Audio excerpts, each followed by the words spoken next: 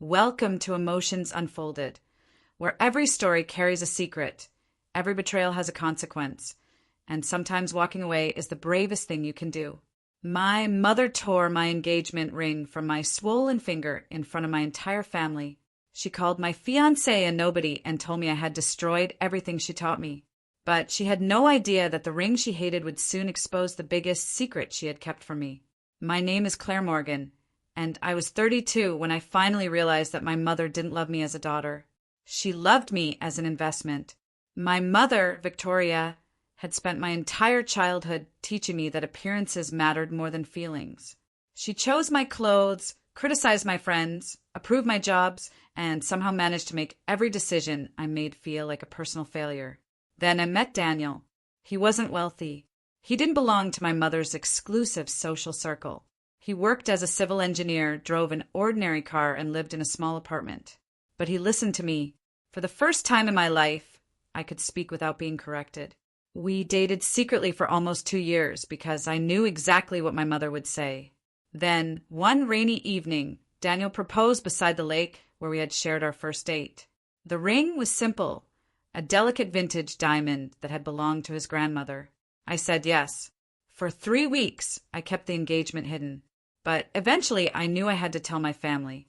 So I wore the ring to my mother's annual Thanksgiving dinner. The moment Victoria saw it, her smile disappeared. She stared at my hand, then at Daniel, then back at the ring. "Where did you get that?" Her voice was so cold that the entire table became silent. I swallowed. Daniel gave it to me. She stood slowly, and before I understood what she was doing, she crossed the room, grabbed my wrist, and began pulling the ring from my swollen finger. "Mom, stop!" Her nails dug into my skin. The ring wouldn't move, and then she whispered the words that changed everything. "You threw away everything I taught you. Let go of her." Daniel's voice cut through the dining room.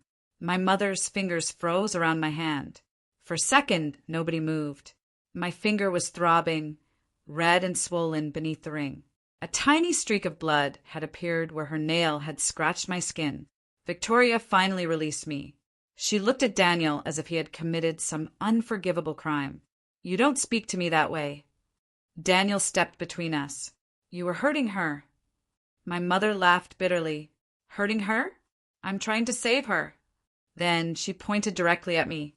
"You were raised to marry someone respectable, someone established, someone who could protect the family name." I stared at her. "What family name?" Her expression hardened. "You know exactly what I mean." "No," I said quietly. "I don't." She looked around the table, expecting someone to support her. My aunt lowered her eyes. My cousins suddenly became very interested in their plates. Nobody defended her. Victoria's face turned red. "You've changed."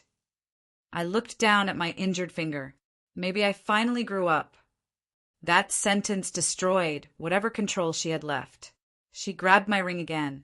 This time Daniel caught her wrist before she could pull. "Don't touch her." My mother jerked her arm away. "You have no idea what you're taking from her." Then she looked at me. "You think this man loves you? He knows nothing about our family." I felt something inside me shift. What exactly am I supposed to know? For the first time, my mother looked frightened. It lasted only a second. Then she recovered.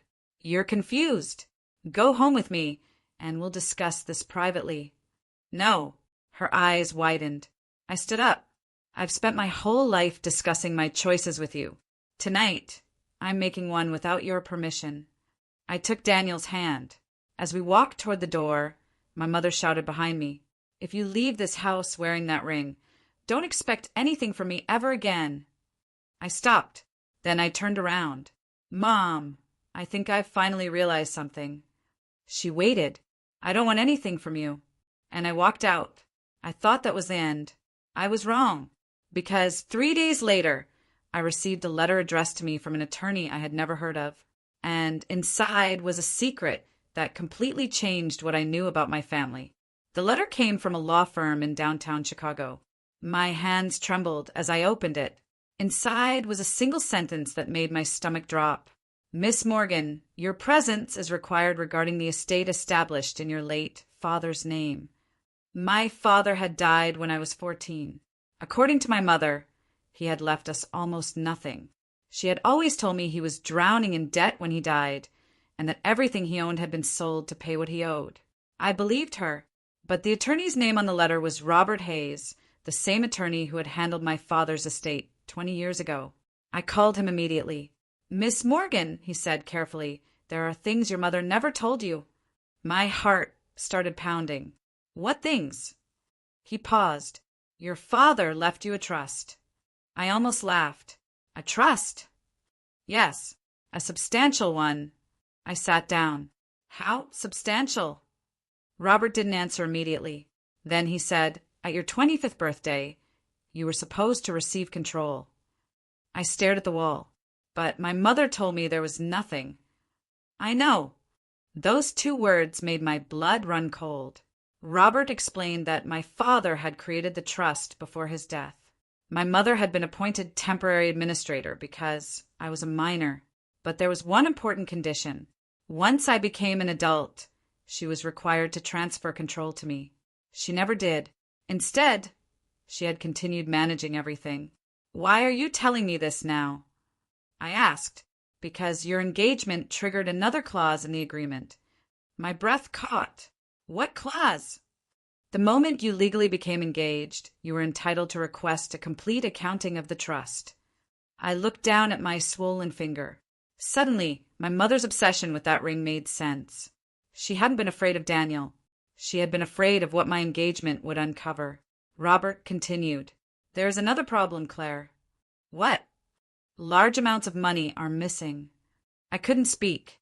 My mother had spent years telling me I needed her. But now I was beginning to wonder if she had needed me far more than I ever realized. For the next 2 weeks, Robert and his forensic accountant examined every document connected to my father's trust.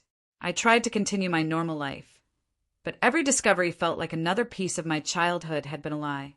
Then Robert called me. Claire, you need to come in. I knew from his voice that something was wrong. When I arrived, several folders were spread across his conference table. He pointed toward them.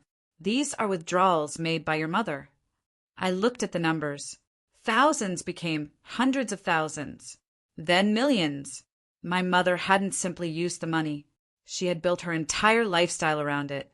The luxury house, the expensive vacations, the private club memberships, even several businesses she claimed were successful investments. All of them had been financed, at least partly, by money that belonged to me. But there was worse. Robert handed me a document. It was a loan agreement. My mother's signature was at the bottom, and beside it was my name. I stared at it. I never signed this. I know. The signature looked almost perfect. Almost. But I remembered something my father had taught me as a child. He had always told me never to sign my name with a flourish. The signature on that document had a flourish. My mother had copied it from an old school form. She had forged my name. Robert leaned forward. She used your identity to secure another loan against assets held in the trust. My hands went cold. How much? $3 million. I closed my eyes. Then I remembered what she'd said at dinner. You threw away everything I taught you. Suddenly I understood. She wasn't angry because I had chosen Daniel. She was terrified that marrying him would give me the confidence to finally investigate my father's estate. Robert recommended that we keep everything quiet. No confrontation. No warning. We would let my mother continue believing she was in control. So I agreed. For the next several months, I said nothing. My mother interpreted my silence as weakness. She began sending messages demanding that I apologize. She even told relatives that Daniel had manipulated me for money. I ignored every accusation. Meanwhile, Robert prepared the case. And then my mother made one final mistake. She attempted to sell one of my father's properties without my permission. That was the moment we stopped waiting. The following morning, Robert filed the documents that would freeze the trust. My mother's financial empire was about to collapse, and she had absolutely no idea. The first sign that my mother knew something was wrong came on a Monday morning. Her bank accounts were frozen. By noon, 2 of her credit cards had stopped working. By evening, she received an official notice informing her that every transaction connected to my father's trust was being investigated. Then my phone rang. It was Victoria. I almost didn't answer. When I finally did, I heard panic in her voice. "Claire, what did you do?" I stayed silent. "They froze my accounts."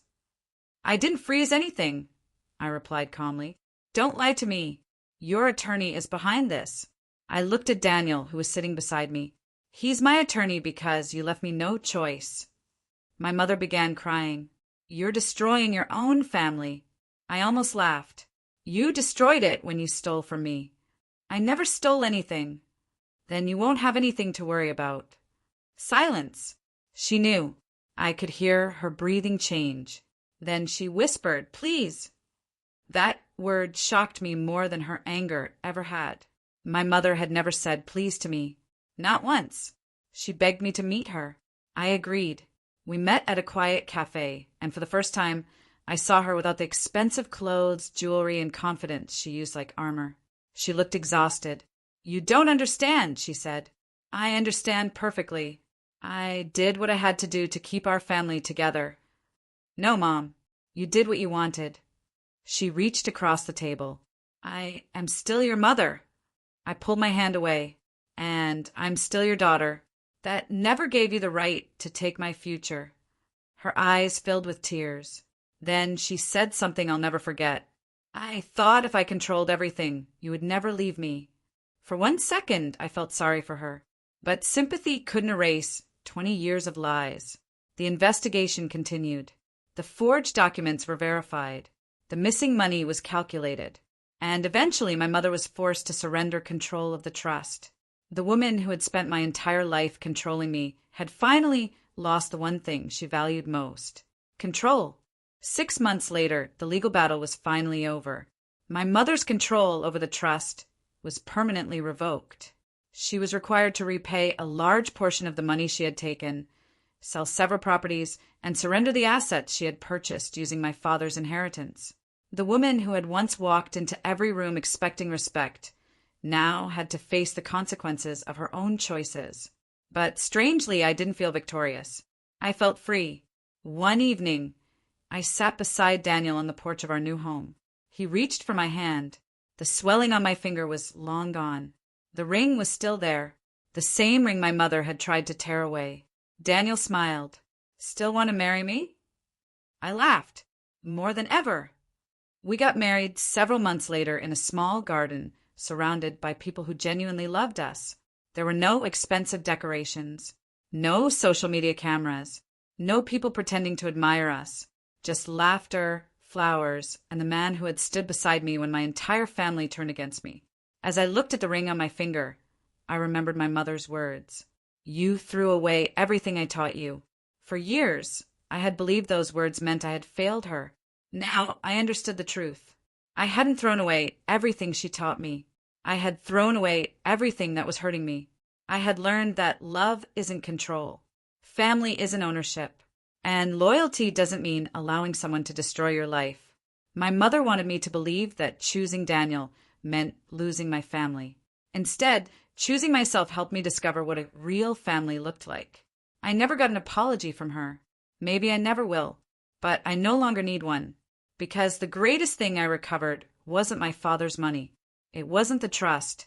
It wasn't even the engagement ring. It was my own voice. And once I found it, nobody could ever take it away again.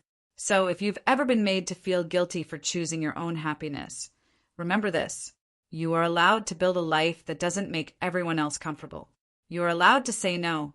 And sometimes walking away isn't losing your family. Sometimes it's finally finding yourself. If this story touched your heart, tell me in the comments. Would you have forgiven Claire's mother, or would you have walked away forever? Don't forget to like, subscribe, and join us for more emotional stories on Emotions Unfolded.